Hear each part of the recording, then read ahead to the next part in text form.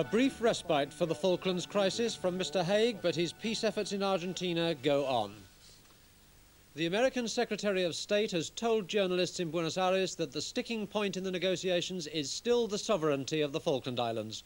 Mr. Haig took time off on his third day in the Argentine capital to go to church and to play tennis, but in the last few hours he's resumed his talks with the military government. Michael Burke is in Buenos Aires.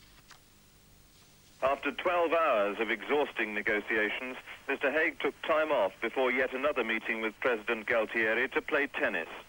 He's obsessive about fitness and made short work of beating a fellow American diplomat. Off the court, at the negotiating table, he has more problems. He said today he was trying to reach a Falklands peace agreement that would leave the question of sovereignty open, but so far the Argentine leaders won't agree. As he eventually left in more formal dress for this third round of talks, he gave the clear impression that there'd been little movement so far on this, the crucial issue that remains.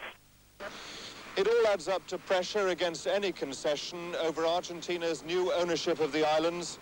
One senior general said this morning, Argentine flexibility will never reach the point where we will have to lower our colours. Mrs. Thatcher is expected to make a statement on the Falklands crisis to Parliament when it reconvenes tomorrow after the Easter recess. Tonight she's back at 10 Downing Street after spending most of the day at Chequers. This morning Mrs. Thatcher went to the church near Chequers. She spent only a few hours away from London after last night's talks with senior ministers at Downing Street. With Mr. Haig still in Argentina, Mrs. Thatcher's saying nothing to reporters for the time being, and late this afternoon she went back to number 10. The Prime Minister's few hours away appear to have refreshed her. This evening there are more talks on the crisis with Cabinet colleagues. Mrs. Thatcher is expected tonight to be meeting the Home, Foreign and Defence Secretaries, perhaps to discuss tomorrow's common statement. Britain's attack capability is being stepped up with the recall of the RAF's ageing Vulcan bombers. They were to have been phased out this year. Now they're being re-equipped to carry out conventional instead of nuclear bombs, and exercises are to start shortly off the north coast of Scotland. They're also being fitted with in-flight refuelling systems, but the Ministry of Defence emphasises that having this capability is a long step from using it. The campaign for nuclear disarmament marched through London in protest at Britain's military action.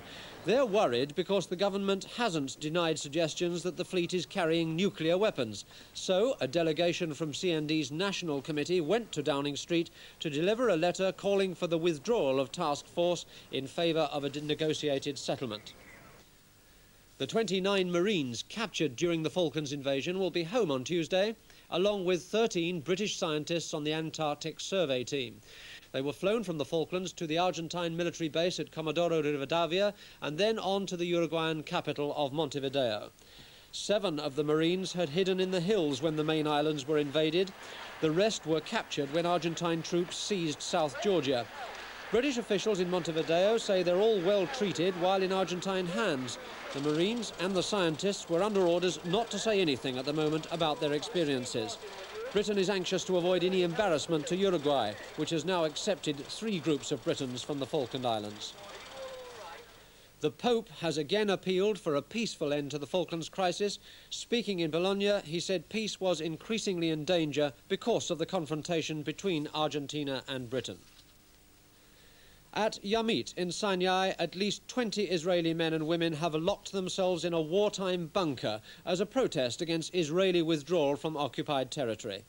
Despite the appeals of rabbis outside an airshaft, the protesters say they'll kill themselves if troops try to force them out, as they were doing elsewhere in the camp. 2 weeks ago, a group of 18 religious zealots barricaded themselves in the same bunker.